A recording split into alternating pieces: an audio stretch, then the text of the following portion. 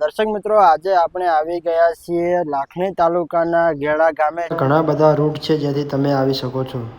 તો ગાઈસ, કે મારી પાછળ તમને ગેડા હનુમાનજીનું મંદિર જોવા મળી જાય છે અને એની સામે જ તમને અહીંયા ઘણી બધી પ્રસાદીના સ્ટોલ પણ જોવા મળી જાય છે। તેમનું મંદિર જોવા મળી જાય છે। ખૂબ સુંદર મજાનું ડિઝાઇન કરેલું છે। તો ડેકોરેશન ખૂબ સુંદર મજાનું કરવામાં આવ્યું છે।